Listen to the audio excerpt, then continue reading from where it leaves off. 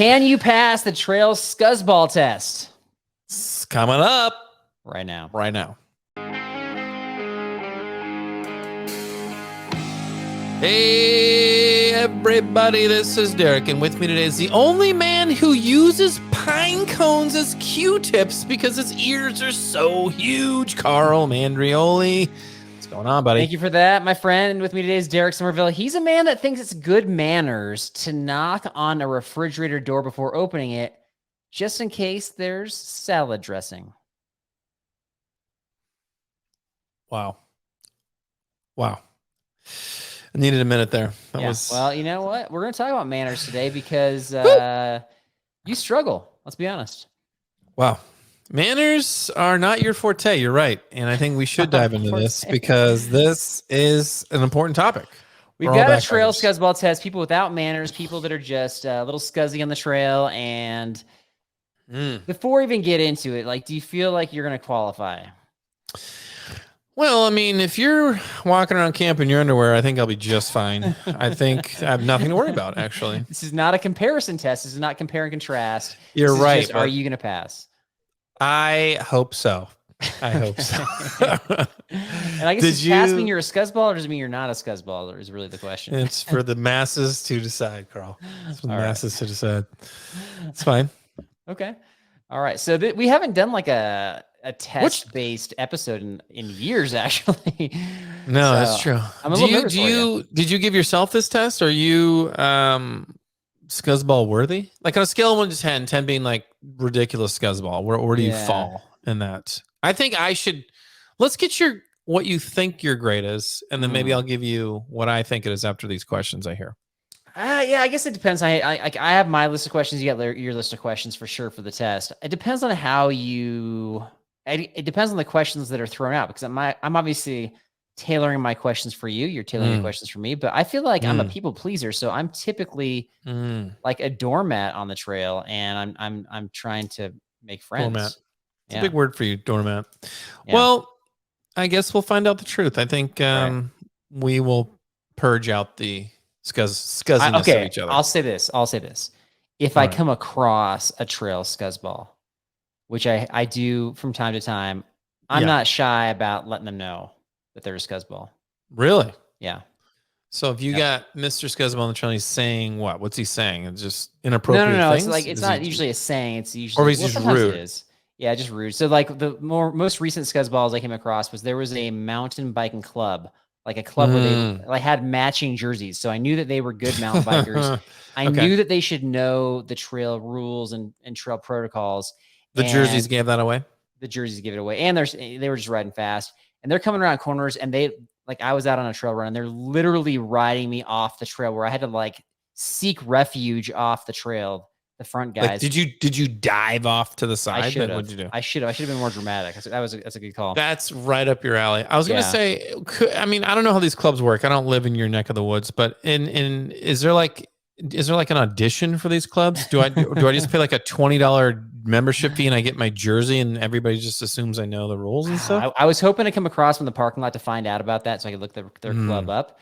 But well, I don't know, man. Like, we could talk about this for a minute because so I'm doing some loops around my house, and so they're looping back around. So I actually had to dive out of the way twice from the same guy. Twice. So I was yelling after him, and I was letting the people know that were behind him, like, hey, like, tell your leader to calm down, basically, and share the trail.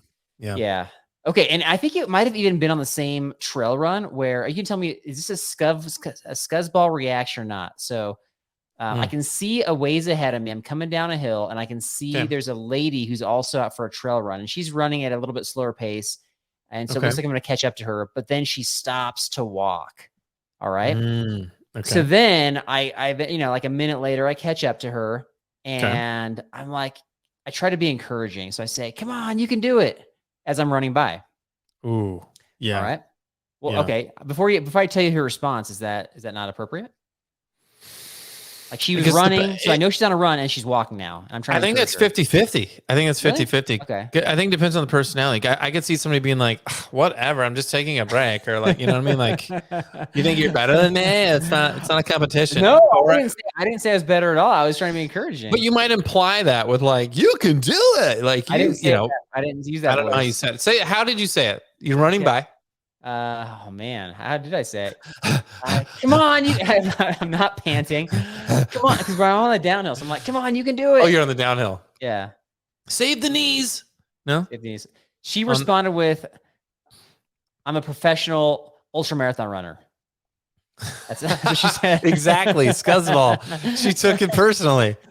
She saw like I know what I'm doing. You don't need to say anything. She thought that you assumed because she was walking that she didn't have what it took to do whatever she needed to do. Right. And she took it personally. Right. So to her, you're a scuzzball. Yeah. Which that's what I mean. 50-50. I was a scuzzball. Okay, so there you go. Yeah. I didn't pass that test that day. No. I don't know if you're trying to be encouraging. Like I don't know. That's not a. But bad encouraging. thing, right? I think it was. I think you were trying to be encouraging. I think it could be taken backhanded though, depending on who it is. Fair if enough. it's some she doesn't know me, you're right. She doesn't know me. She doesn't know you. If it's some just like jolly lady or whatever, she's like, "Oh, yeah. Thank you." You know, it's like she's not taking it too seriously. That's great. You know. Okay, so what? Okay, let's. So now you're out for the run. You want to be encouraging. You see the person slowing down or stopping to walk. What would you say, or how would you say it? On your right. I'd say on your right, and then I just run by and blow by. All right, fair enough. No, I wouldn't say that. I'd say happy trails on your right. Happy trails. Keep singing those songs. Oh my goodness. Okay, I ended up stopping and talking to her, and she ended up being pretty friendly. And I was like, so wait. Before you go into this, what made you stop? Where you're like, oh, she said I'm an ultraman. Oh, did you like professional? Did you internally be like, oh, I offended her. I better stop and like, no, see what's up. No. Well, like, what made you stop? I thought, wait, she's a professional ultramarathon runner. She has a lot of experience in trails. Maybe she can be on our podcast. Oh my goodness. So you insult her and then ask her to be on the podcast. I didn't ask her. I just asked, I just like checked in. I was like, oh, hey, that's, I forget how I phrased it, but she's like, I offended you. Like I offended you. Now please do something for me. I think I responded. I was like, oh, sorry. Just trying to be encouraging or something. So like, then I stopped and I was like, hey, like, what are you training for? I just like chit chat or whatever. That's you. Cause you want to be a people pleaser. Yeah. And then I was like, oh, so wait, what's your name? Like you're a professional ultramarathoner. I'll look you up. What's your name? And so she tells me her name. And then I went home and I looked her up, and people use the term professional very loosely. I'll say it that way. That I'll vouch. She wasn't coming up on any results. So yeah. That's funny. That's hilarious. Anyway. All right. We're not okay. We got to get to the test, my friend. On your right. Here we go. So first we get the Bible verse, Matthew 12:31.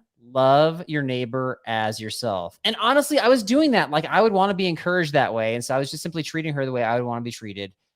So, okay. But here's my question for you is, are you good about doing this as it relates to like text and email responses?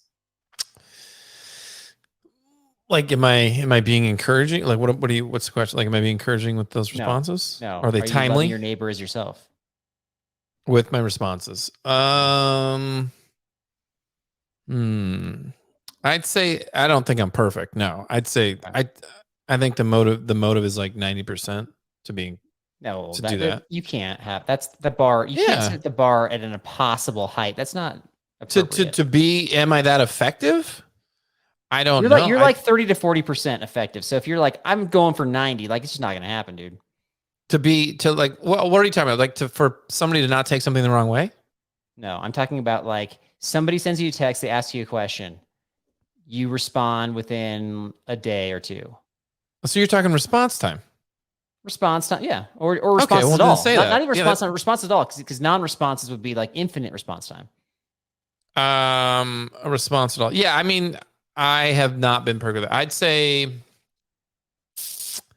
I don't know, probably like 60. I mean, there's times I'm just like, I'm going to take, it's probably you.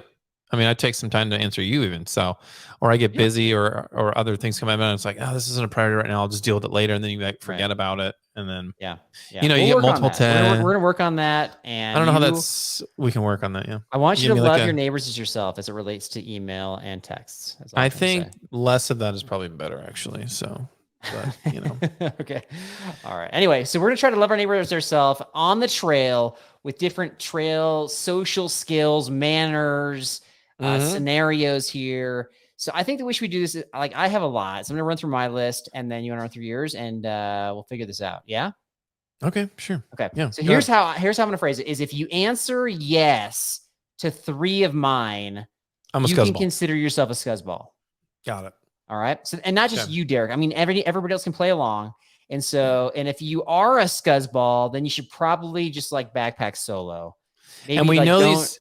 Yeah, go solo trip. And we know some of these questions are geared to I'm going to have to say yes. So either way, I'll probably be a scuzzball. Is that fair? I'm just talking about everybody out there. I'm not talking about you specifically. Now I'm saying like if anybody out there answers yes 3 or more times, you should probably just go solo. You probably shouldn't join Patreon. You probably should uninvite yourself from all of your summer group trips and just be like, yeah, I'm not cut out for trail social skills. Because like there's some pretty serious stuff here. Just stay by yourself. Just stay by yourself. Or improve your social skills, one of the two. All right. Here we go. So I had to phrase these creatively to make sure that all these could be yes for the scuzzball. All right. So you're on the trail and you're hiking, whether it's uphill, downhill, and somebody gets out of the way for you. Here's the question. Do you remain silent when others get out of the way for you? No. What do you do? What do you say? I'm saying, hey, how you doing? Go ahead. Go ahead. So you're like, actually, no, you go ahead. No, you go. No, you go. Yeah, you got it. Go for it. I'll say some of that. Sometimes I'll say that. Or how's it going? I'll say something. What, man? I think you're spot on this one because I think that if there's an opportunity for you to take a break in the trail, you're taking it. You're just going to take it. Backhanded Carl. Oh, wow. Let me ask you this question. If you get out of the way for somebody else and they don't say anything, but they give you like a little nod or a little like half hand wave, does that count? Is that sufficient for you? Yeah, it's acknowledgement. You don't want the thank you. You don't care if they say thank you, as long as they give you something. Acknowledgement is a nonverbal thank you. If you did like that, you know, like it's like when 2 guys look at each other and like, and you're like, okay. That's great for the audio app. So what you just did right there is great. People just the head nod and then the head nod return. Audio, you got it. All right. So yeah, I think sometimes nonverbal, it's what you're communicating. It can be nonverbal or verbal. Gotcha. All right, fair enough. All right, so you said no to that one. You actually will do something or say something, or in your case, just physically get out of their way and let them go. I will jump into thorn bushes if I have to. No, I actually think it kind of like subconsciously bothers me when I'm walking by. This is my big one. I'll walk by and I'll be like, "How you doing? How's it going?" You know, say something like that, and they just like walk right by. They don't even say anything. Right. And maybe I try to attribute it to like maybe they're just going through it. Maybe they're going uphill and they don't want to deal with anybody. Yeah. Kind of bugs me. There could be other issues. Like, yeah, it bugs me too. But they could be working out their issues. They're just like really processing through, you know, the weight of life, so to speak, and maybe they're just not even aware. The weight of life. Okay. People use the trail for that. So the weight of life is heavy, Carl. I still want somebody to say thank you. I'm very courteous. I usually say hi and I say thank you if that's the case. You'll stop and cook them a dish of something if you have time, for sure. For sure. And I feel like you probably would have gotten out of the way of those crazy mountain bikers, is what you're saying. I would have set up a booby trap and done something like that. I would have done something random. I could see you just like you see them coming by and then you get out like a first aid kit, you hold it up, and then you just stick it out right in front of their face like a tree branch and be like, moleskin? And then see what they do. You know, just kind of have them react and like, do you as a mountain biker need moleskin? Exactly, right? So then they crash and they get all mad and you're like, I was just trying to help out. This one, you look like you had blisters on your face. The trail system that I'm on like has a lot of open space. Like it has tree zones, but it also has like you can see for a ways. So if you see them looping back around and you estimate you got 2 minutes to set a booby trap, is that what you're going to do is have like a fake first aid kit? Yeah. Fake first aid kit. Or I'm going to squirt them with a water bottle. One of the two. We actually had a trail system that was like part of the Colorado Trail for a while. where people were hating the mountain bikers so much, they were actually setting booby traps where they would dig holes in the trail and bury nails that were sticking like pointed up to pop people's tires. Oh, that is hilarious. Yeah, not hilarious when people crash. That's not hilarious. But it's, hey. Yeah. That's how they do it. And that's how they do it in Colorado, guys. We don't have that problem in California. So California's way friendlier. California's way friendlier. Yep. Sunshine State, baby. For embracing people and just that's why they come here for vacation, Carl. You're absolutely right. Exactly. So it's so crowded. Why are you going to California? For the people. Carl comes out here and he wants to go to Baja Fresh. That's what he wanted to do. My favorite people are in California, so I can't speak to that. But exactly. Yeah. All right. Exactly. Next. All right. That's a long first one. That's okay. Next one. That was long. That actually was one of mine with the uphill downhill thing. So I'm going to cross that one out. So you just took away one of mine. Okay. Thanks. Well, sorry. This one I bet you don't have. Okay. Have you ever wanted to hang out with camp neighbors after they specifically changed their site to get away from you? Have I ever wanted to hang out with them? No. Okay. No, I have not. Like you actually approach them. So they're camped next to you. And then they're like, actually, we're going to move. We're going to look for some more privacy. We're going to go around the corner, so to speak. And you're like, well, let's go see where they went and let's go hang out with them. No, but I think we know some people who would do that. Who's that? Who are you thinking of? Well, other than you, I don't know. I mean, there's some, I'm not going to name names, but you don't have any names. What are you talking about? What are you talking about? They're all up here, Carl, in my head. Olympic National Park. We did that. We actually moved for more privacy, and we had 3 ladies that were camped by themselves. I mean, camped together, I guess. And they're like, "Hey guys, how's it going?" And they came around the corner, wanted to hang out with us. Yeah. And I forget how did you handle that? How did I handle that? Yeah. I think you kind of took over that conversation, didn't you? No. I gave the nonverbal response go away because I was not. Yeah. I don't remember what I said. I want to say, I don't remember what I said. I would think that I would have said something like, oh, we're just, getting ready for dinner. We're getting set up. We're going to be a while. We're going to play some game. Or perhaps, I don't know. I think I probably said something like that. Okay. But yeah, for me, I like hanging out with lots of different folks and meeting lots of different folks on the trail.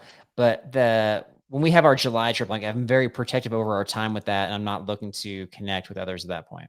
So, but then I went over there, I thought, to ask for what was it, fuel? Oh no, you're giving away our fuel, our extras. I was giving away our fuel. Yeah, we'd extra, right? The halves. They're like, "What are you doing back here?" Okay. No, they were actually really nice. So I was like, "Here, do you want some free fuel?" And they were like, "Please." Yeah. Thank you. So far, so good. You are 100% so far out of 2 questions. I just said sorry for our trip leader. He's kind of a scuzzball. Sorry if he offended you. He's kind of a. All right, here we go. Next one. Have you woken up before others and then intentionally made a lot of noise to wake them up? No. That's not me. We don't wake up first. I don't wake up first. You don't wake up first, but you wake up before others, though. I wake up before others, yes. Do I intentionally make more noise? No. I'm not talking about like, hey guys, it's time to wake up. I'm talking about like you're like clanging pots and pans. Maybe you're turning the jet boil on right next to their tent, so it's kind of like this sound, I kind of find that like to be like a brown noise, very soothing and relaxing. But no, I don't. Don't bring pots and pans. But no, I see what you're saying. Like, no, I don't. I don't think so. And usually the people I know who we're talking about, usually they. Well, no, that's not true. They're not always like kind of off to the side. But no, I don't think I am super loud. That's not a problem in our group. And it's more of a passive aggressive way to help people. And it doesn't really seem to stop them from continuing to sleep anyway, whatever I'm doing. Yeah. So we got to take more aggressive actions. What do you suggest for the future? Like we really need these gentlemen to wake up. Shake the tent. Just shake it. You're going to shake the tent. Okay. Water in the tent or shake the tent. One of the two. You could like fill a water bottle, fill your toothbrush squirt bottle, and just kind of squirt in the face. There it is. That's 2 episodes now. You brought that up. Recycling. I like it. I think it's amazing. I think that piece of gear is amazing. I think you should bring it and mock me with it next trip. And you probably will too. It's probably in your bag right now. Special note there. Okay. All right. You still 100%. So next one. Have you peed uphill from somebody else's tent? I peed uphill. Yeah. So like I go up above, and then I go up above. It could potentially drain down and touch their tent. It's a lot of pee, dude. It's a lot of pee. No, like imagine you're not that far away from the tent. You wake up in the middle of the night, something like that. I'm gonna say no because I don't. Okay. I mean, at worst, it was inadvertent, but I usually try to make sure there's nobody around. I think there was one exception where we were at the Patreon trip, and it was late at night. I think I got up to pee, but I wasn't really sure where everybody was at. And then in the morning, I remember thinking like, oh, this person's like semi close, but there was so much sand. I'm like, they're not going to get my pee. It absorbed. Yeah, okay. it absorbed. So I was good. Gotcha. Fair enough. That's a yes for you, though. At least not intentionally yet. So there you go. Is that a yes for you? No, this is a no. I try to go a good ways away. Mm. Yeah, I'm straight up no's at this point, but we're gonna get into the yes zone. I think with this next one here. Okay. All right, and this is I bet a lot of you folks out there qualify with this one. Do you leave the tent zipper open when you get out of the tent, leaving somebody else in the tent? I don't think that's a hard. I don't think that's a hard yes or no. I'm guilty of doing it. Yeah. No, I think you're doing it intentionally. I think you're doing it intentionally to bother people. Well, I'm in your tent, so it's probably to bother you. Okay. Well, I don't actually. I don't feel like if I've done it, it's just because I forgot. I don't like to leave it open because I don't want bugs in there either. So I'm going to say no.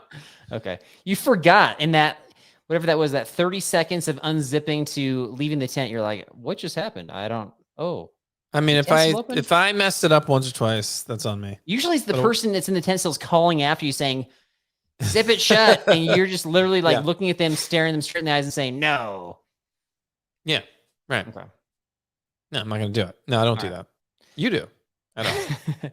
Have you ever hidden food in somebody else's backpack while in bear country? I know what you're going to say. Yes, I put salmon in your backpack. So it's a yes. That's one yes. Grizzly bear country, salmon in the backpack, correct? Intentionally. Correct. Intentionally. Correct. All right. So that's your first confirmed yes, we'll say. And it was just salmon juice, by the way. Still considered something that can entice the bears. You're just going to keep going like 10 more until I get 3 yeses? I got 3 more. So you're getting close. I'm like 1 for 7. I know this is going to be geared. See, like that one I had to say yes. You geared it for me to say yes. So by the end of this, I'll be a scuzzball, guaranteed. Well, you might be a scuzzball anyway. Okay. I don't have this many. Have you ever run out of room in your bear canister and then simply piled the food near somebody's tent? Piled the food near somebody's tent? This happened on our trip. I have not done that. I don't think. It wasn't you. But I remember I don't want to point Rocky out. Did he do it? Did he put it in a plastic bag and bury it? It was just like we had like a food pile and he didn't bury it. That's right. I remember that. We had a food pile. And it was within, I want to say 10 yards of a tent. And just a food pile. I didn't have enough room. So there you go. What's the point of even doing the bear box? That's so dumb. Okay. He was embarrassed that he didn't have enough room because he brings a refrigerator full of food. And so he didn't want to say anything. But obviously not saying anything is worse than saying something and trying to figure it out, right? What stayed out of the bear box? Was it the block of cheese? Was it the full bag of tortillas? Was it the full bottle of honey? You could say yes to both. All that stuff was in the bear box and out of the bear box because he had enough of it. Probably true. Rocky, right, so that you weren't qualified. I just thought that was a funny one. That's funny. So next one, have you ever followed somebody to see where they're going to the bathroom? There we go. You're gonna blame me for doing this to you. These are your own choices and actions. Have I followed you to go to the intentionally? Where did Carl go? He told me he was going to the bathroom. Where exactly? Inadvertently, is that? He told me. I'll be 2 clicks with this giant elm tree. No, you didn't say where. I'm down the hill. Don't go down there. Well, what's down here? What's down here after you said don't go down here? Okay, so you're yes. So inadvertently, that's a no, but yes, inadvertently. Yes, 2 yeses with the last. No. That's 1 yes and 1 inadvertent yes. And you know it. That's so rigged. Last one. Have you ever forgotten a piece of gear and then blamed it on an old shuttle driver? No, I have not, actually. No, I have not. That's not true. Not true. You forget your pillow. I did not forget my sleeping. Let's put it out to let's put it out to our fellow adventurers out there. Is Derek a scuzzball? I'm gonna clap. I'm gonna clap. I am not a scuzzball. Great. Okay. All right. I don't have this many, so you're probably gonna be off the hook, but okay. Well, all right. I told you could make some that were tailored to me, so feel free. Have you ever set a pace that was best for the slowest hiker in the group? You ever done that? Set a pace that was best. Like I know this person's gonna struggle.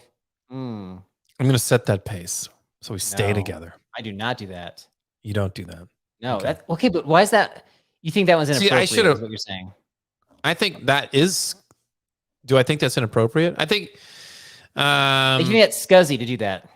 I think it's scuzzy to do that. Okay, it's not scuzzy to do that with our group. I think it could be scuzzy to do that if you're doing it like a family trip or something like that.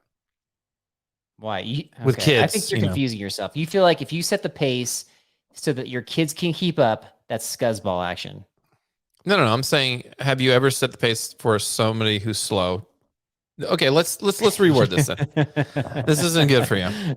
You don't understand what you're gonna do is you're gonna take each question and like I'm answering the question. Look, Derek, I get it. Like some of these questions have to be worded perfectly. Well, then let's read it. Have you ever set a pace that was best for the fastest hiker?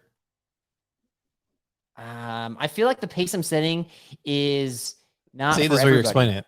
Yeah. So, okay, I'll tell you what I do, and then you can tell me if it's scuzzy or not. All right. Okay, go. Yeah. So sometimes so it's variable. So sometimes I'm setting a fast pace, but I'm not expecting people to keep up. But most of the time, I'm hiking towards the back to make sure people are okay and they're able to keep up and tag along with the rest of the group. Okay, let me ask you this question then.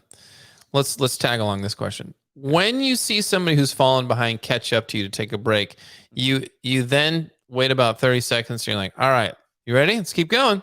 Have you ever done that? If they're really struggling, I don't do that. But if we got to get going, man, what do you want to do? Wait forever? See, he's got an excuse for everything, you guys. It's either yes, you have done that because you did. I don't think this applies to me. I think that I pass this question because I set such a variable pace. It's not like a yes or no. But here's the thing: we've talked about this before, where the person that has fallen behind finally catches up, and then you're like, "All right, let's go." That person feels like crud because they're like, "I just want to rest. Like I finally caught up, right?" Right. So I get that perspective. But here's the deal: typically, when the person's fallen behind that far, where you're waiting for them, they're not hiking slow. They're taking lots of breaks, sometimes sit down breaks. Sometimes I'll go back and find them just like standing there or sitting there. So when they finally catch up, like they've already been taking a bunch of breaks. Sometimes that's true. I have caught somebody doing that, sitting by a lake, smoking a cigarette. Actually, that was a break. I have also seen people in our own group who just like fell way behind because it was a lot of uphill. Right. Maybe they brought a set of horseshoes or something, and they had a struggle. They were just struggling. Let me pick on Rocky again. So we were on a really hard. Oh, you're gonna pick on Rocky? Okay. Yeah, we were on a really hard hike in Yosemite a couple years ago where it was like a death march. I shared this already. And there was a moment where we're hiking up at like a forever hill and we're in the sun and it is hard. Brutal. I'm going at a slow pace because I'm not super fit that year. Yeah. But I'm going at a pace that should be achievable for Rocky. I get to the top of the hill finally, and I am waiting forever for him. And so to the point where I had to backtrack. All right. Wow. So do you think Rocky is just hiking so slow at that point that he's taking forever to get the hill? No, not Rocky. He had taken a nap on one of his sit-down breaks. A nap. That's so Rocky, though. When he catches up to me, am I being rude by saying like, "All right, let's go"? Not in that situation. I think it's a Rocky situation. That's like roll the dice. What's going to happen? I think people are exhausted, wiped out. They've been in the sun. They sit down. They can easily close their eyes. That's not everybody, though. Sometimes they're just slow. Sometimes people overpack and they're just slow. Yeah. Well, I think a lot of people, I mean, this happened on, I don't want to name the trip because I don't want to single somebody out, but it happened on a recent trip where suddenly this person was really struggling and they were just stopped for minutes at a time taking breaks. So they need to, like, do I want them to have another break? Like they've been taking lots of breaks. We got to get going. We got to get to camp. It's getting dark. Come on. Well, if it's getting dark, that's one thing too. Yeah, that's typically Would you take their weight? Would you going to take their weight so you can go faster? I have. You have. Exactly. I'm not taking stuff out of Rocky's 70-pound pack. That's not going to happen. You don't want to take his 4-pound chair?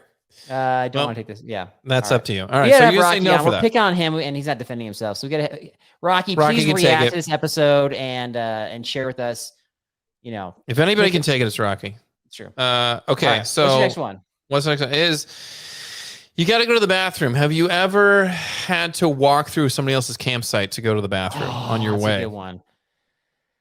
That's a good one. Like, walk through their campsite when you're in a really crowded backcountry zone. Sometimes it's hard to avoid that. So I'm gonna say yes. I think I try not to, but I have had to do that. So Scuzzball point. Right what about you? No, I usually try to go up and around, or I'll say, hey, do you guys mind if I cut through here? I try to do that. I'm not just gonna like barrel through. That's a good, yeah. So I think, is it Scuzzball to walk through their campsite, or is it more Scuzzball to like go to the bathroom like in their campsite? That's double Scuzzball. That's like automatic Scuzzball. Automatic. Yeah. Okay. All right. Yeah. Is it rude? Have you ever been loud after 11 p.m. when camping with people nearby where they're like, hey, be quiet. You guys are too loud. No. You know? And you're also probably annoying the animals. The animals are like making sounds like wasn't there one trip where we were bugging people or no? Yeah, we were camped within audio range of somebody not knowing so because there was like a forest in between, and we thought we had this pretty unique site that nobody had found. But like you and I are not answering yes to this question. We're not the loud ones. No. I don't think so. No. Okay. That's a good one. Okay, I got one more. I got that's a good one. Mine's a good one. Nice. That's a great one, Derek. Well done. Okay, last one. Have you ever cut a switchback to like save time? Either, maybe you're going somewhere or you're returning, you're going home. Maybe you got to get home faster. Like, I'm just going to cut some switchbacks and get there faster. No, I'm like the switchback police. Like if somebody cuts a switchback, I point it out and then I will shame them to the group because they need to stop doing that. Because you're like, you're not getting the full epic journey. Right. You need to get the I know people journey. that have cut switchbacks and missed a junction. Like that's a real thing. It is a real thing. You're even right. If it looks obvious, like you just never know, man. Yeah. I've quit a switch at the corner of a switchback or two when there's already like a trail there from people cutting probably. So I'm guilty of that. Now you're making the trail more permanent. Thanks a lot, Derek. Thank you. I'm breaking that crust, baby. Just breaking that crust. There was my worst, I will say, I'll take a Scuzzball point for this, but it wasn't my question. So it doesn't matter.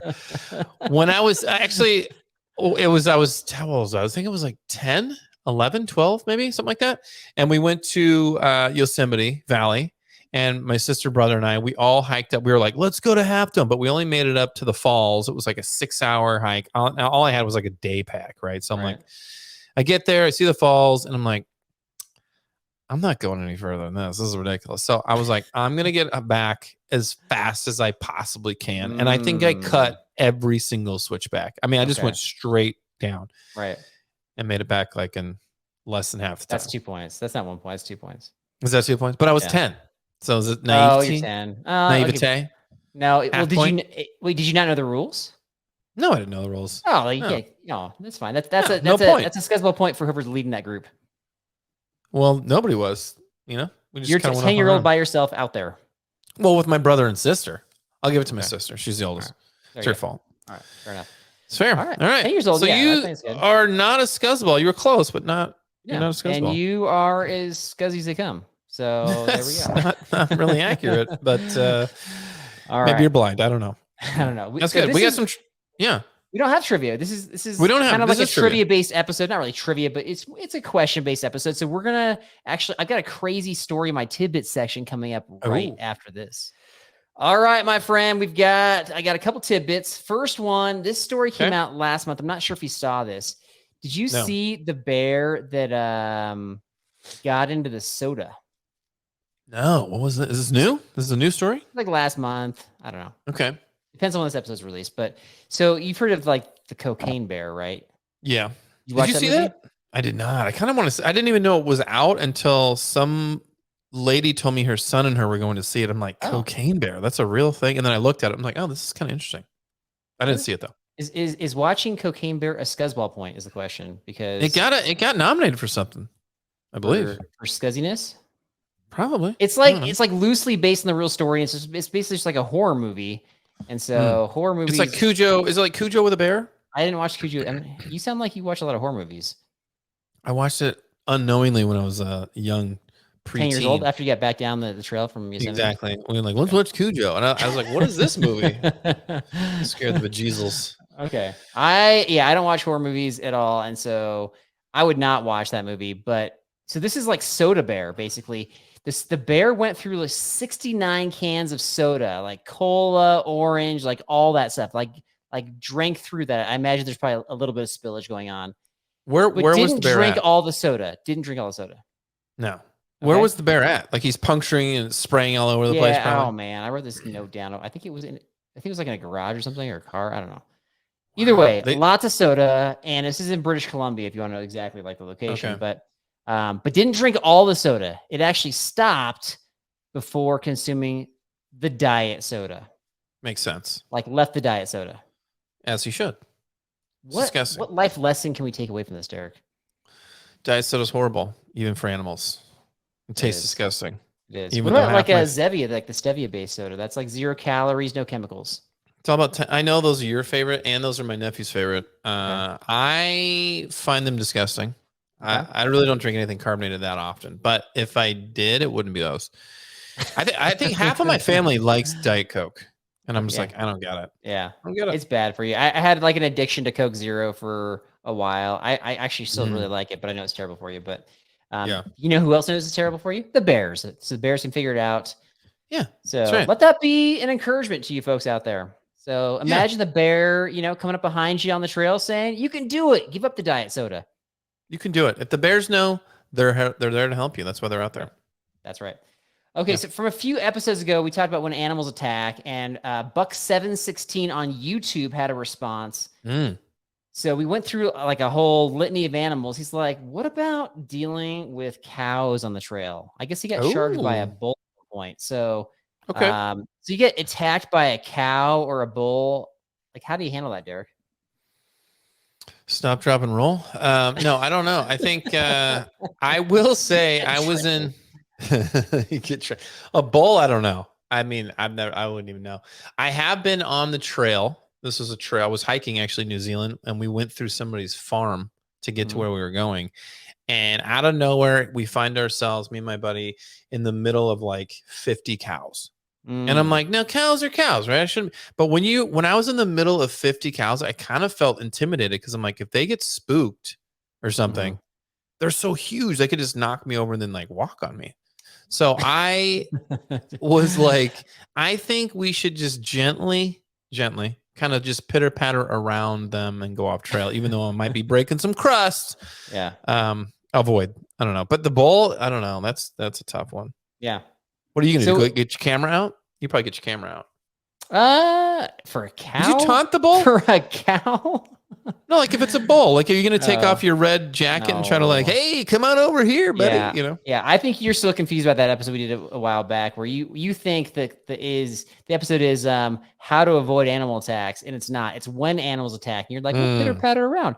They're attacking. I'm getting like impaled by the bull's horns. Are you pitter patter? Listen, Matador, Mandrioli. Are you instigating any of these things when you're out there? Are you like? I've come across a bull. I've come across lots of cows. I haven't ever had them attack. So if they were to attack, then I would try to avoid the trampling for sure. Run away, skirt. I didn't research what to do here, so I'm just kind of. Let me ask you a question. You've had all these animals encountered before, like cows and bulls and stuff. This is like before your filming days, though.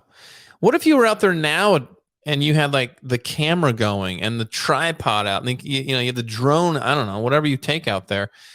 Are you asking to get charged? Are you asking to get impaled? Like, you want me to try to like incentivize them to charge me, like offer them? Are you egging them on with your digital ridicularity?